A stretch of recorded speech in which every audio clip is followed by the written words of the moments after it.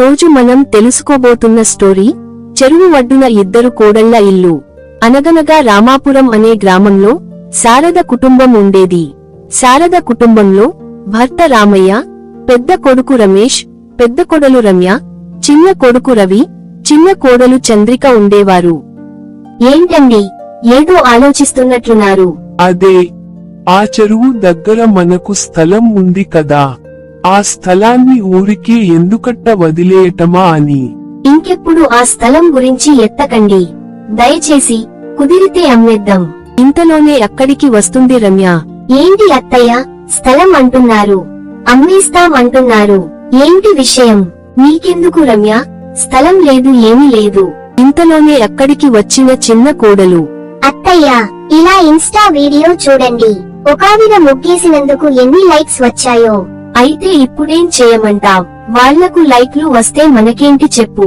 అది కాదు అత్తయ్య, ఇప్పుడు ట్రెండింగ్ లో ఏముందంటే ముసలి వాళ్ళ వీడియోస్ చేస్తుంటే చాలా పాపులర్ అవుతున్నాయి. అందుకే. మొత్తానికి నన్ను ఇందులో లాగాలనుకుంటున్నావా? ఇందులో తప్పేముంది అత్తయ్య? సరే, మీ ఇష్టం అత్తయ్య. మిమ్మల్ని పాపులర్ చేద్దామనుకుంటే మీరు ఒప్పుకోట్లేదు. ఏం చేయని మరి మీ కర్మ అంటూ చిన్న కోడలు అక్కడి నుంచి వెళ్లిపోతుంది. అదేంటి రమ్య, చంద్రిక అలా అనింది? వీడియోలు తీయమని నేనేం అడగలేదుగా. ఈ ఇన్స్టా వల్ల పిచ్చిదైపోతుంది ఏంటో పాపం. తానే నెమ్మదిగా మారుతుందిలేండి అత్తయ్య. ఇలా రోజులు గడుస్తూ ఉంటాయి. ఒక రోజు శారద, చంద్రిక, ఎక్కడికి వెళ్తున్నావ్? బట్టలన్నీ తీసుకొని వెళ్తున్నావ్ ఎందుకు? చెరువు దగ్గరకు తీసుకొని వెళ్తున్నా అత్తయ్య. అదేంటి, మన దగ్గర ఉతకవా? ఉతకొచ్చు అత్తయ్య, వాషింగ్ మిషన్ కూడా ఉంది. కానీ చెరువులో బట్టలు ఉతికితే ఎంత తెల్లగా వస్తాయో నా ఫాలోవర్స్ కి చెప్పడానికి చెరువు దగ్గరకు వెళ్తున్నాను, బట్టలు ఉతుకుదామని. అమ్మ రమ్య, నువ్వు కూడా వెళ్తున్నావా చెరువు దగ్గరకు? అవును అత్తయ్య, రమ్యని కూడా రమ్మన్నాను. తను చెరువు వద్ద ఇత్తడి సామాన్లు తోమిద్ది, నేను బట్టలు ఉతికి వీడియోస్ చేస్తాను. మీ వీడియోస్ పిచ్చి తగలేయా? సరే వెళ్ళండి, మీ ఇష్టాలా.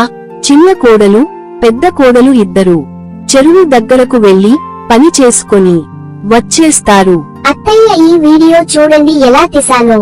అలాగే ఈ వీడియోని పోస్ట్ చేశాను. శారద గట్టిగా నవ్వుకుంటూ, నీ తెలివి తగలేయా? చెరువులో సరుపు ప్యాకెట్ వంపేసి తర్వాత అందులో బట్టలు ముంచడమేంటే? అదేమైనా బకెట్ అనుకున్నావా ఏంటి?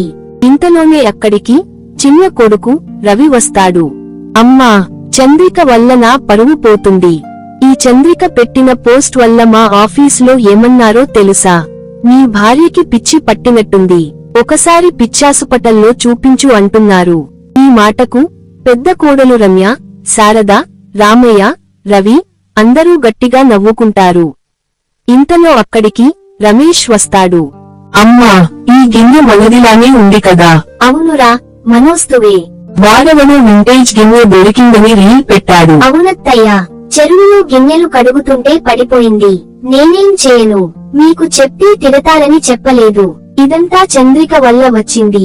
పోనీ చెరువుకు వెళ్ళింది, బట్టలు తికింది తప్పులేదు. కాని బట్టలు తికే పద్ధతేంటి? గిన్నె ఆ చెరువులో పడిందని బాధలేదు కాని ఆ ఫోన్ చెరువులో ఎందుకు పడిపోలేదనేదే నా బాధ. అలా కొన్ని రోజులు గడిచాయి. ఒక రోజు ఇంటి ఓనర్ వచ్చి, ఏమ్మా, మీరు ఇల్లు ఖాళీ చేయాల్సింది. ఎందుకండి? మేము ఇక్కడ పెద్దిల్లు కట్టాలి అనుకుంటున్నాం.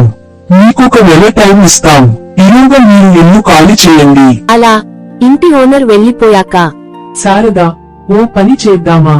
చెరువు దగ్గర మనకు ఎట్టాగో స్థలం ఉంది కదా, అక్కడి ఓ ఇల్లు కట్టుకుందామా? ఆ స్థలంలో ఎట్టి పరిస్థితుల్లోనూ ఇల్లు కట్టుకోవద్దు అంటూ శారద మార్కెట్ కి వెళ్లిపోయింది. ఇప్పుడు చెప్పండి మామయ్య, ఎప్పుడు మీరు ఆ చెరువు స్థలం పేరెత్తుతారు కాని అత్తయ్య దాని గురించి మాట్లాడరు. ఎందుకు అత్తయ్య అలా మాట్లాడుతారు ప్రతిసారి? ఏమీ లేదమ్మా, కొన్నేళ్ల క్రితం మీ అత్తయ్యకు ఒక కల వచ్చిందట. ఆ కలలో ఆ చెరువు దగ్గర ఇల్లు కట్టుకున్నట్టు, పెద్ద వర్షాలు పడి చెరువు నుంచి నీళ్లొచ్చి ఇల్లు మునిగిపోయినట్టు మీ అత్తగారికి కలొచ్చింది. ఆ కల మీ అత్తయ్యకు రావడమే పాపం. ఆ రోజు నుండి ఆ చెరువు దగ్గర ఇల్లు కట్టాలంటే భయపడిపోతుంది. అంతేనా? ఏదైనా పెద్ద కారణం ఉందేమో అని ఊహించుకుంటున్న మామయ్య నేను. నీకు అలానే అనిపిస్తుందిలే అమ్మా, మీ అత్తగారి ప్రవర్తన అలా ఉంది మరి. అయితే అత్తయ్య మనసు మారేలా చేసి మనం చెరువు దగ్గర ఇల్లు కట్టుకుందాం. దీనికి ఏదొక పథకం చేయాలి. అలా కొన్ని రోజులు గడిచాయి. ఒక రోజు, అత్తయ్య, మీకో విషయం చెప్పాలి. ఏంటి రమ్య అది? మన ఊరి సర్పంచ్ రాఘవయ్య తెలుసు కదా, అతను కోటీశ్వరుడు అవ్వాలనుకుంటున్నాడు. అందుకే ఎవరైనా స్థలాలు ఖాళీగా ఉంటే కొనుక్కోవాలి అనుకుంటున్నాడు. మనకేమో ఎక్కడ స్థలాలు లేవు కదా. ఒకవేళ ఉండుంటే ఆ రాఘవయ్య కొనుక్కునేవాడు. ఈ రోజుల్లో స్థలాలు ఉండేవాడే ధనవంతుడు. కొంతమంది మూర్ఖులు ఖాళీగా వదిలేస్తున్నారు అత్తయ్య. అలాంటి స్థలాల్ని ఇలాంటి డబ్బున్న వాళ్ళు, అంటే మన రాఘవయ్య లాంటోళ్లు కొనుక్కుంటున్నారన్నమాట. అవును అత్తయ్య, మనకు స్థలం ఉంటే బాగుండేది. అక్కడ ఇల్లు కట్టేసుకుని హ్యాపీగా ఉండేవాళ్ళం. మీరు చెప్పింది నిజమే. నేను ఇన్ని రోజులు మూర్ఖంగా ఆలోచించాను. మనక్కూడా స్థలం ఉంది, మీకింతవరకు చెప్పలేదు. కాని ఇప్పుడు చెప్తున్నాగా, ఆ రాఘవయ్య ఎట్టి పరిస్థితుల్లోనూ మన భూమి కొనకూడదు. కాబట్టి మనమే అక్కడ ఇల్లు కట్టుకొని ఉండాలి. చంద్రిక, రమ్య ఒకరి ముఖాలు ఒకరు చూసుకొని నవ్వుకుంటారు. అవునా అత్తయ్య, ఇప్పటికైనా నిజం చెప్పారే. ఇంకెందుకు ఆలస్యం, ఇంటి పనులు మొదలు పెడదాం.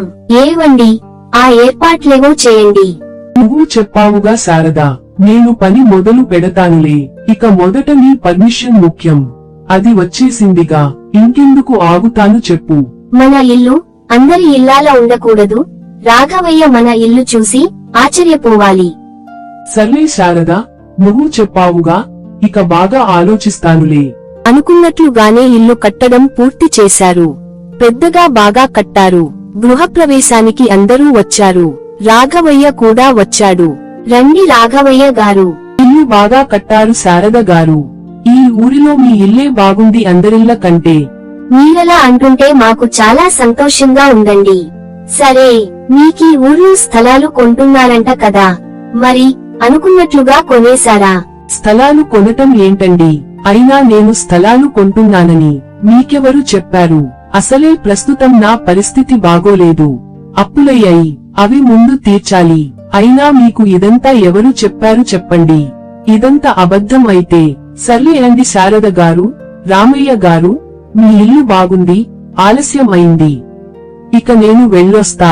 రాఘవయ్య వెళ్లిపోయాక రామయ్య, శారద ఇద్దరు దిక్కులు చూస్తూ ఉంటారు. ఇదంతా మీ ఐడియానేగా? ఎప్పటి నుండో మీకు చెరువు దగ్గర ఇల్లు కట్టుకోవడం ఇష్టం కనుక ఇట్టా అబద్ధం చెప్పి ఇల్లు పూర్తి చేశారు. మీకిది తప్పుగా అనిపించట్లేదు? తప్పేముంది అత్తయ్య, చక్కగా ఇల్లు కట్టుకున్నాం, సుఖంగా ఉంటున్నాము. మీరు చెప్పింది కూడా నిజమేలే కోడల్లారా. ఇన్స్టాలో పోస్ట్ పెట్టడం మర్చిపోయా. ఈ ఇల్లు మా అత్తయ్యది అని పెట్టాలి. హమ్మయ్య, బతికించావే. ఈ ఇల్లు మా అత్తదని పోస్ట్ పెట్టకుండా ఇల్లు మా అత్తయ్య కట్టిందని పెట్టలేదు. దానికి సంతోషంగా ఉందమ్మా. శారద అన్న మాటలకు ఇంట్లో అందరూ నవ్వుకుంటారు. ఇది ఇవాల్టి కథ. మరొక ఆసక్తి కథలో మళ్ళీ కలుద్దాం. ఏంటండి ఇది? అమ్మాయి పెళ్లి చేసుకొని వెళ్లి నేటికి 5 సంవత్సరాలు అవుతుంది. ఇప్పటికీ ఇంటికి రాలేదు. పాప పుట్టిన విషయం కూడా మనకి చెప్పలేదు. కనీసం చిన్న చిన్న వేడుకలు ఉంటాయి కదా, వాటికైనా పిలవలేదు. నాకేదో తేడాగా అనిపిస్తుందండి. మీరేమో చూద్దాంలే చేద్దాంలే అంటూ ఇక్కడే ఉంటే అక్కడ మన అమ్మాయి ఎలా ఉందో ఏంటో ఎలా తెలుస్తుంది? ఆడపిల్లని పెళ్లి చేసి అత్తారింటికి పంపించేస్తే మనం చేతులు దులుపుకోవచ్చు అనుకుంటున్నారా ఏంటి? ఎంత అత్తారింటికి వెళ్లిన మన అమ్మాయి కదండి.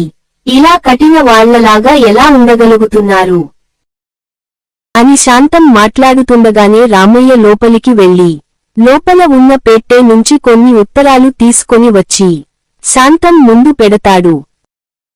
ఇదిగో చూడు శాంతం, ఎన్ని ఉత్తరాలు రాశానో. ఎన్ని రాసినా అవన్నీ తిరిగి మన ఇంటికి చేరుకుంటున్నాయి. దానికి కారణం అక్కడ ఉత్తరాలు ఎవరూ తీసుకోవట్లేదంట. నాకు మాత్రం అమ్మాయి మీద ప్రేమ ఉండదా శాంతం? మనవరాలిని ఎత్తుకోవాలని దాన్ని ఆడించాలని నాకు మాత్రం ఉండదా? కానీ ఏం చేస్తాం, పరిస్థితులు సహకరించాలి కదా. అప్పుడు శాంతం ఇలా అంటుంది. సరే, ఒక పని చేయండి. రేపు ఉదయాన్నే అమ్మాయి దగ్గరకు వెళ్ళిరాండి. అసలు సంగతేంటో తెలుస్తుంది కదా. సరే, అది కూడా మంచి పని. అలాగే వెళ్తాను.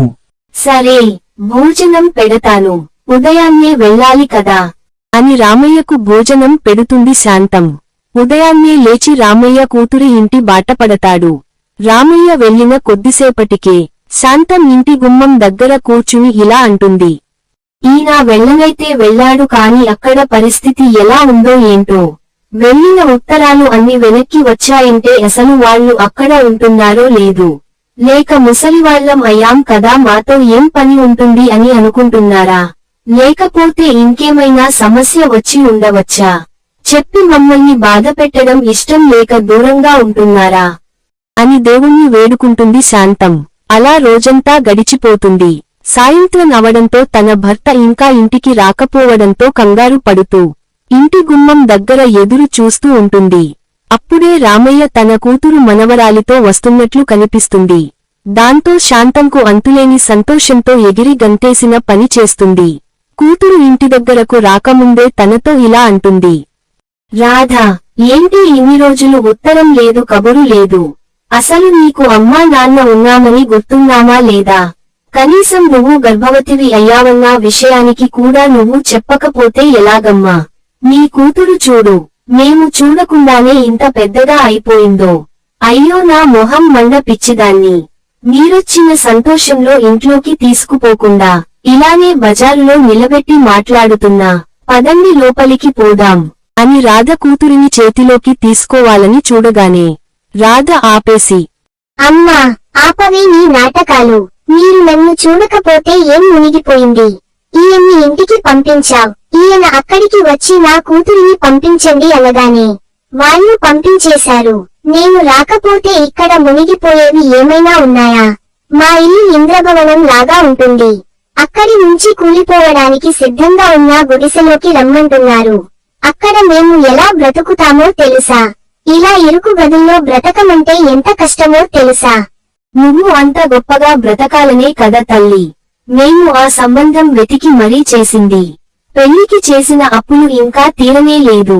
వాటిని తీర్చడానికి నేను మీ నాన్న ఇప్పటికీ రోజు క్రమం తప్పకుండా పనికి వెళ్తున్నాము అని నీకు తెలుసా? కన్నందుకు తప్పదు కదా. కనీసం ఆ మాత్రం చేయలేని వాళ్ళు ఎందుకు కన్నారో మరి. ఇదిగో మా ఆయన 2 రోజులుండి రమ్మన్నారు కాబట్టి ఆయన మాట కాదనలేక వచ్చాను. 2 అంటే 2 రోజులు. దానికి మించి ఒక్క క్షణం కూడా ఉండలేను ఈ గుడిసెలో. పోయేటప్పుడు మీ ఏడుపు నాటకాలు మానుకోండి, అర్థం అయిందా? ఊరికూరికే గుడిసె గుడిసె అంటున్నావు. ఈ గుడిసెలోనే నువ్వు పుట్టి పెరిగిన సంగతి మర్చిపోయావా? అర్థమైందా? పదండి లోపలికి. మీరు వెళ్లి కాళ్ళు చేతులు కడుక్కునే లోపు అన్నం వడ్డిస్తాను అని చెప్పి అందరినీ లోపలికి తీసుకుని వెళ్తుంది శాంతం. అందరూ భోజనం చేస్తుండగా రాధ కూతురు చిత్ర ముద్దు ముద్దు మాటలు మాట్లాడుతూ తాత అమ్మమ్మల దగ్గరకు వస్తుంది. తాత, మీరెప్పుడు ఇంత మంచి భోజనమే తింటారా? మా ఇంట్లో చాలా రకాల కూరలుంటాయి, కానీ ఇంత రుచిగా ఎప్పుడూ అనిపించలేదు. సంతోషమైన వాతావరణంలో ఏది తిన్నా రుచికరంగానే అనిపిస్తుంది అమ్మా. రుచి నాలుకకు కాదు, మనసుకు తెలుస్తుంది. అంటే ఏంటి తాతయ్య? అర్థం కాలేదు. నీకు ఇలాంటివి అర్థం కావులే కాని నీకోసం ఒక మంచి కథ చెప్పనా? అయ్యి, కథనా? అమ్మను ఎన్నిసార్లు అడిగినా చెప్పనే లేదు. ఇక నానమ్మ అయితే కథ చెప్పడం కాదు కదా. నన్ను ఎన్నిసార్లు ఎత్తుకోమని అడిగినా ఎత్తుకోదు. ఎప్పుడో ఒకసారి నా గోల భరించలేక ఎత్తుకున్నా కూడా నానమ్మ వంటి మీద ఉన్న నగలు నాకు ఒత్తుకుపోయేవి. అమ్మమ్మ, నువ్వు నన్ను అలా నగలు ఒత్తుకుపోకుండా ఎత్తుకోగలవా? ఒత్తుకోవడానికి కాదమ్మా, పెట్టుకోవడానికి కూడా నగలేమీ లేవు. చాలా ప్రశాంతంగా ఎత్తుకోగలను అని శాంతం చిత్రని ఎత్తుకొని అన్నం తినిపిస్తూ ఉంటుంది. కొద్దిసేపటికి రామయ్య చిత్రని ఊరంతా తిప్పుతూ రకరకాల పొలాలు చెట్లు చూపిస్తూ ఉంటాడు. తాతయ్య, నువ్వు ఇది వాళ్ళ పొలం వీళ్ళ పొలం అని చూపిస్తున్నావు. నీకు పొలం లేదా తాతయ్య? నువ్వు ఎప్పుడూ పొలం పండించలేదా?